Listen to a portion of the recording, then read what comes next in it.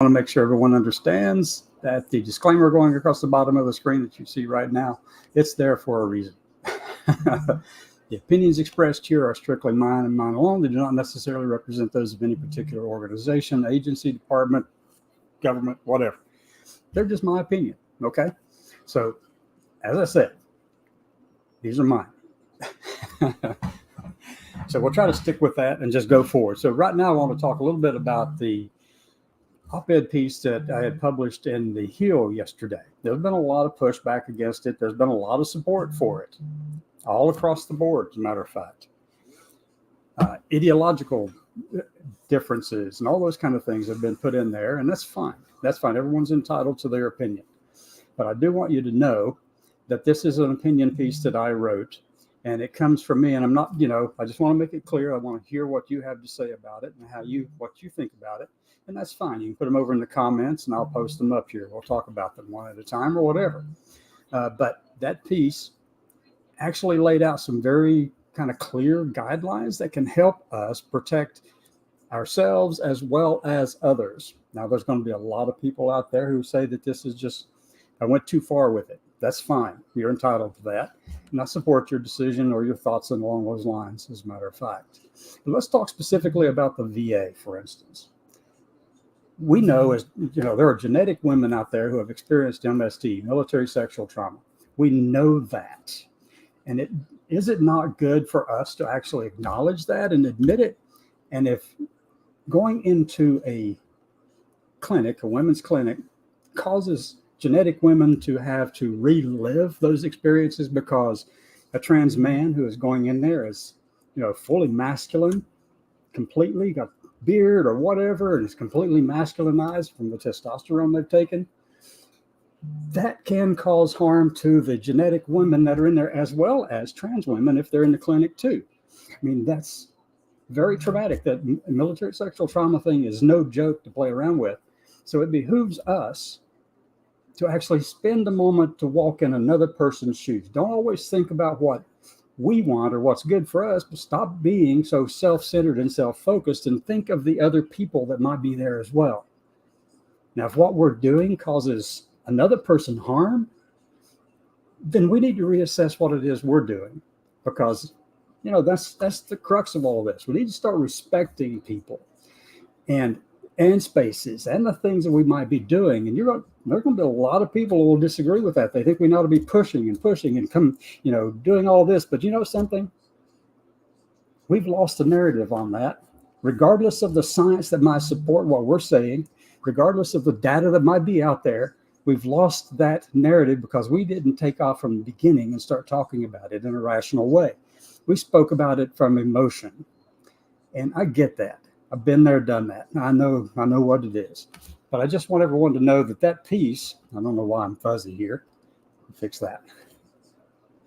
Anyway, so that's just going to be the lead in to what we talk about today. And with that, I'm going to roll the intro.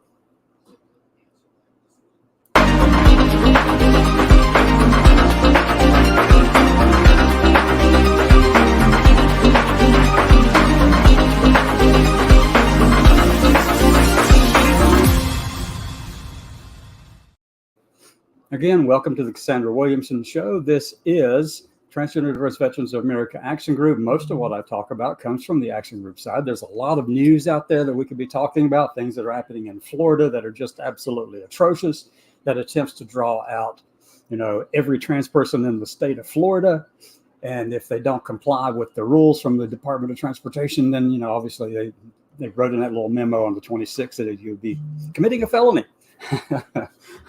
There's a lot we can talk about, West Virginia and Utah and all these states doing things. But today, given the pushback that I had on the article I wrote for the Hill yesterday, so I'm just going to roll right into that. I've got one comment over here. Let me see what it is. Amanda Millsap. Yes, Amanda, thank you so much. I think to move forward, we must be willing to compromise. And I kind of think of it as a little bit beyond that, Amanda. It's like we need to walk in another person's shoes. We need to realize that what we're doing can cause someone else to relive the traumas in their lives.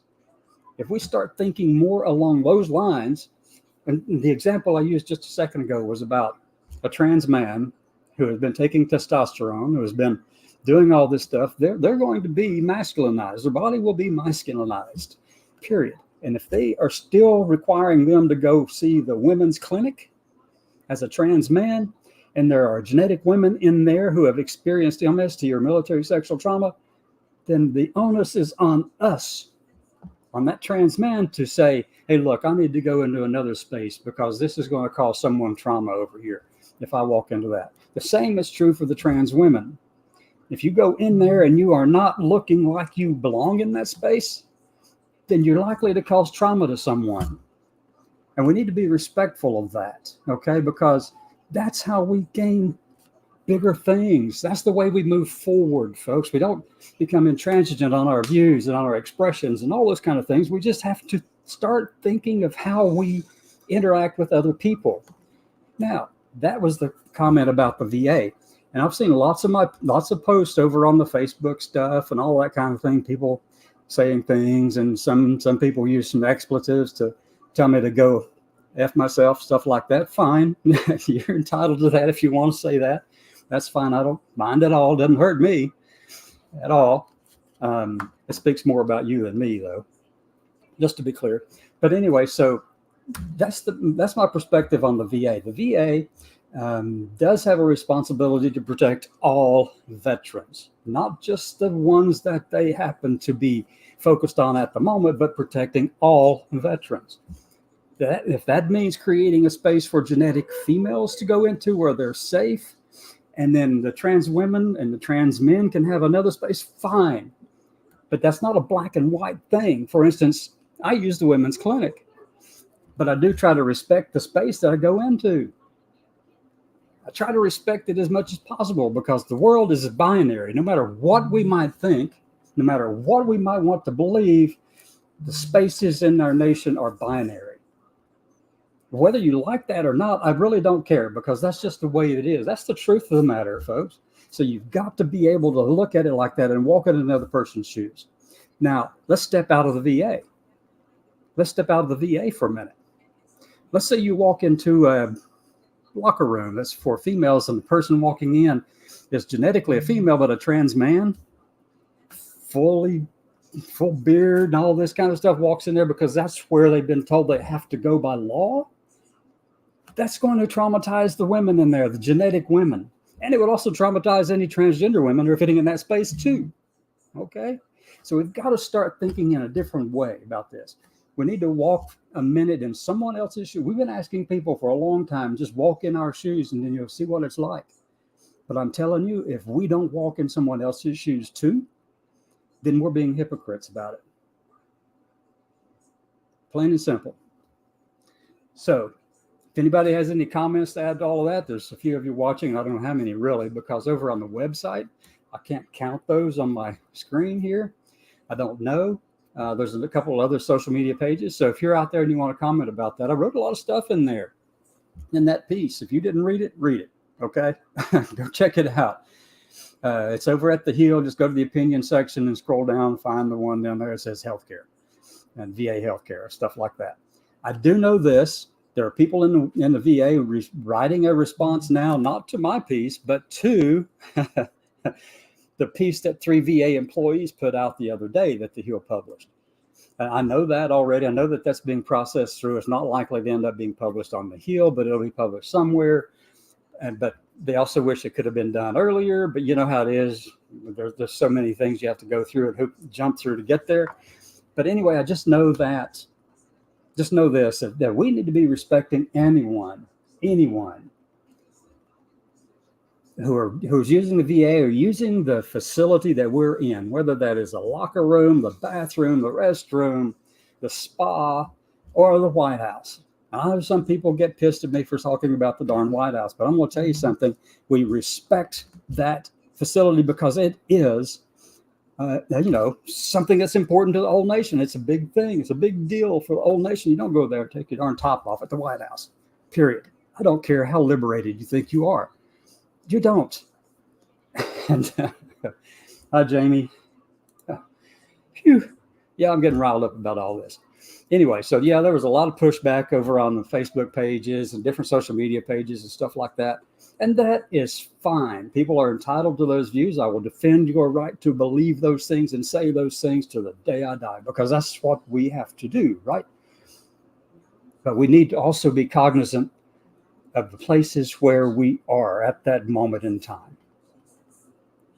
And the other thing we need to start realizing is that if we want the care that we are expecting from the VA, if we expect to be getting good care from the VA, then when you are talking to them and you're a person who has been identifying as trans or anything else for that matter, doesn't matter. And this goes with intersex too. You need to let them know what your body part inventory is, because you surely don't want to be treated for prostate cancer when it's ovarian cancer. That's the problem you're facing. Okay. So we have to be really, really aware of where we are and take care of yourself at the same time. If you're going into a restroom and you have got a full beard and it's a women's restroom, genetic women, the binaries thing that we know is existence around the country, if you're walking in there with all that, I'm going to be the one who goes in and tries to drag you back out. I'm telling you, it's wrong to do that, folks. Try to respect the space you're in. That's my point. Don't force yourself on somebody else. There's no point in it. Don't be a jerk. I used another word, but they actually edited out. I said, don't be an asshole, okay? But they put jerk in there instead. That's fine. That's fine. I'm glad they did. The editors actually reviewed everything and all the links and the data that I put into it. So, which is good. I'm glad they did. And I look forward to doing more with them, but I'm going to tell you, we have got to start walking in other people's shoes as much as we demand they walk in ours. Okay? And that's really all I wanted to say about that article. That's really all I wanted to say. And I've been waiting for some other comments to show up in here. And Jamie, I'm glad to see you again, too. And I did enjoy meeting you up in Michigan. So I'm so glad that we had that opportunity to meet. But I will say this, I enjoy reading all the comments, particularly the ones who tell me to go F myself, or let me see, or, you need to go ahead and resign and stuff like that. No, I'm not doing either of those.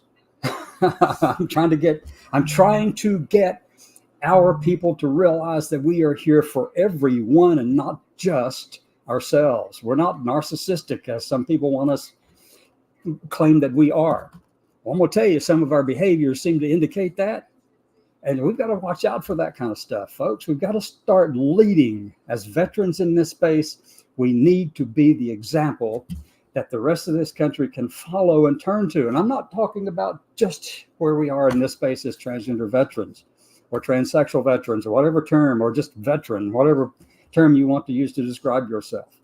We need to be that example. And if we're not, we need to reanalyze ourselves and find out why and how we can fix things. We don't need to be living in some fantasy world that you think everyone else ought to abide by. And you might think these are all right-wing talking points. No, that's just, realism. It's just being real with you. Okay? Start standing up and listening to other people's point of view.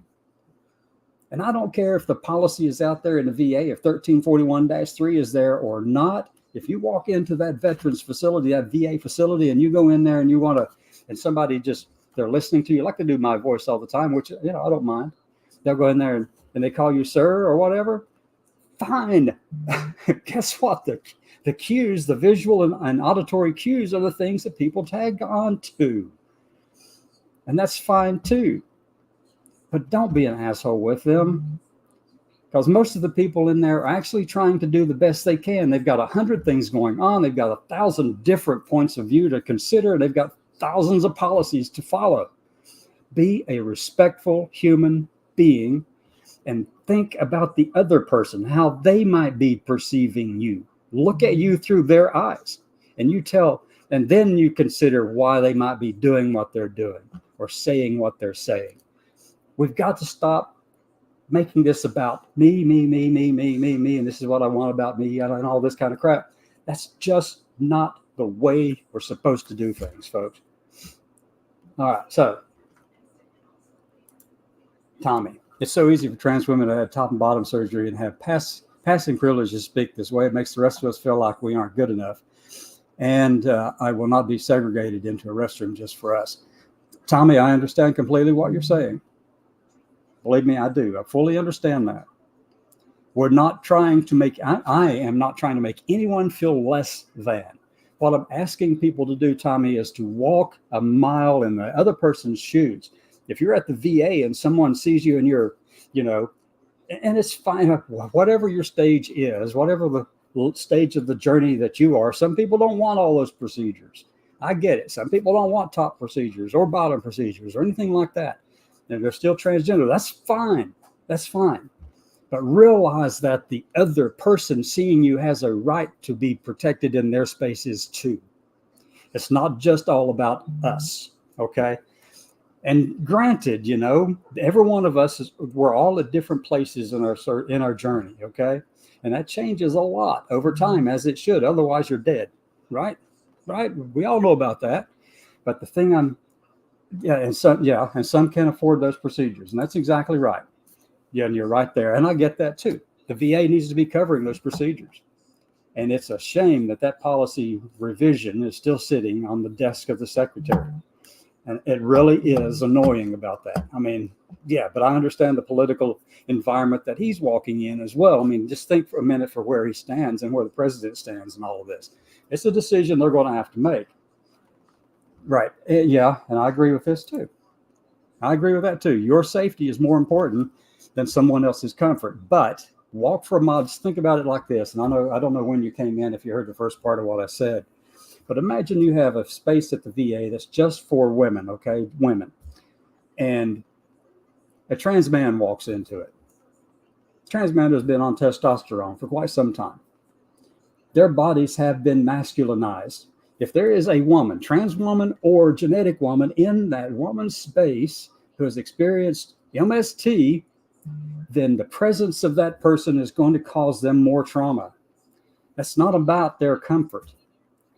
It's about making sure they don't re-experience bad things from their past, okay? That's the things that I'm concerned about. That's what I'm trying to tell people to think about. Think about that. I mean, that also applies if a trans woman walks into a women's space and they have not done, they got a beard and all this kind of stuff and everything, and they just don't really fit into this binary space. The world is binary, whether you want it to be or not. It is, people, it is. So you've really got to, respect the space, respect the people you want to become as much as possible, because otherwise your safety will be at risk. Try your best to do that, to respect the space and to respect the person you want to become. It's a tough thing. Now, let me see. All right, some laws are going to require those trans men to use women's restrooms. I know. And that's exactly the same concern I've got there. And you're right, Tommy. Some of the laws are going to require that. Florida, Utah, West Virginia, Missouri, Texas, Alabama, where I live. I mean, there's a lot of states that are going to force this. And what's going to happen is those women, the genetic women and trans women who are in that women's bathroom, they're going to see a man walk in, and then they're going to cry foul, all exactly right. And they should, because I don't want a man in the restroom with me. Do you? No, I don't. And I certainly don't want a woman in the men's bathroom either. Okay. So I get it. So you have to be cognizant of your surroundings, cognizant of the place where you are at that time, but we have to start thinking about others as much as we think about ourselves. And that's the real message in that letter, in that opinion piece. The overall message is just take a minute to think about other people. And don't make it all about you. Don't make it all about going up in someone's grill, up into their grill or in their face and shouting, this policy right here says you will do this and that and this. And that's true. The policy says that. But those people are entitled to their views and perspectives as well. Yes, you could force them to do that. In that moment in time, you could force them by policy to do what you want them to do. But just imagine what that's going to do to them later down the road. They are going to be not your friend after that. They're not going to be willing to support you in any way because you have created an enemy now. And so we have to start thinking more long term. We have not done that, folks. We've been thinking about, oh, what's right in front of me right now. We've thought about what's right here that's impacting my life at this moment in time. But we need to start thinking beyond that. And we can do that. We can do that. I know we can. All of us are good people who have been pushing forward and trying to make our lives and lives around us better. That's the whole idea. That's the whole thing. But right now, we have got to start doing some things that's kind of like, being self-aware, cognizant of the things that we're actually dealing with for ourselves. And we've got to start thinking along those lines. We can't let someone else tell us that, you're not self-centered enough. You need to stand up for your rights. Absolutely stand up for your rights. Oh, my God. Jeez. And this is, that's a good question, Tommy. How far is this going to go? Many cis women look masculine will be questioned. Yes, they will. And that's fine.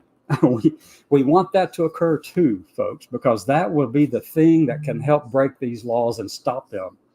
Because there are, in fact, women, genetic women. I'm going to use genetic because that's the way I see it. Genetic women, and people don't even like that term cis. They get offended by it. But we know what it means. But I'm going to use genetic women in this case. Many genetic women look masculine will be questioned. Many have POCS and have full beards. They will be questioned. Every controversial topic seems to be restroom related when it comes to those that are anti-trans. Yeah, it does. And I get that. I get it completely. I do understand that.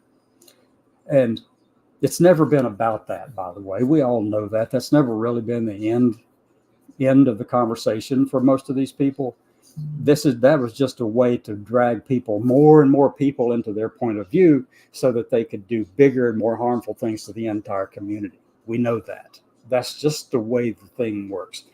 You try to get a little here, a little bit here on this side, and then you get a little bit more over on this side, and you keep pushing year by year by year until you got everything that you wanted, but you snuck it in. What they're doing is what I consider to be, putting the frog into cold water and then turning the heat on. Slowly. You can boil that frog slowly like that, but if you made the water really hot and throw the frog in, it's going to try to jump out.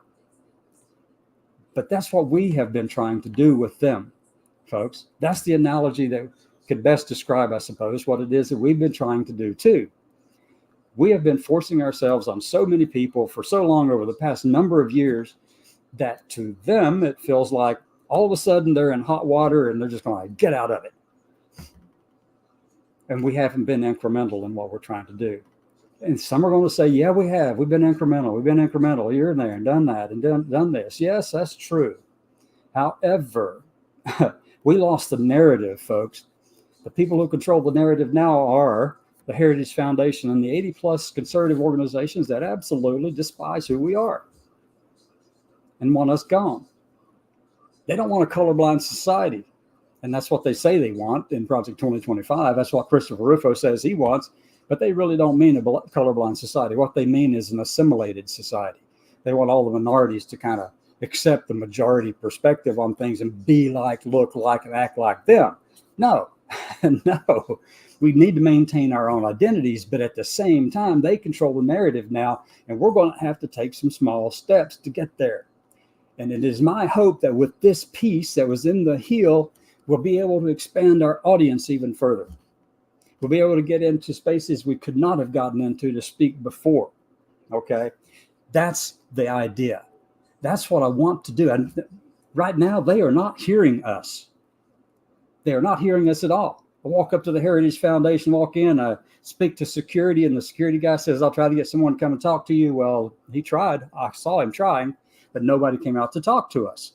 And then at the end of the day there, he came back out and said, can I get an email address? And I'll see if I can get anyone to contact you. Well, guess what? That was a week ago.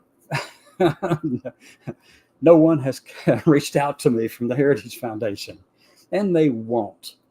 It's the same reason that the new college down in Florida, they wanted to do a program down there that had to do with talking about gender on a panel discussion back at the end of last year. Well, the person they had invited refused to show up. I sent them a note. That's Chris Rufo's on the board down there.